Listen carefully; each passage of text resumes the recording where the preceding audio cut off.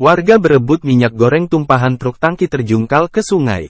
Ratusan warga di Serdang Bedagai, Sumatera Utara berebut tumpahan minyak goreng dari sebuah truk tangki yang terjungkal ke sungai. Warga langsung menampung tetesan minyak goreng yang tumpah dari truk tangki. Tampak posisi truk terjungkal dengan tangki di bagian atas.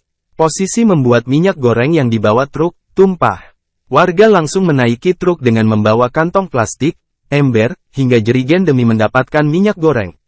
Sementara polisi yang berada di lokasi tidak bisa berbuat banyak. Kecelakaan bermula saat truk tangki bermuatan minyak goreng datang dari arah kota Kisaran menuju kota Tebing Tinggi. Jalan yang menurun membuat truk tangki menabrak bagian belakang dump truck yang ada di depannya.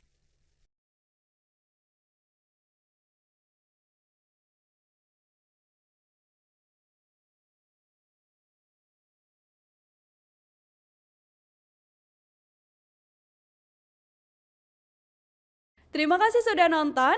Jangan lupa like, subscribe, dan share ya.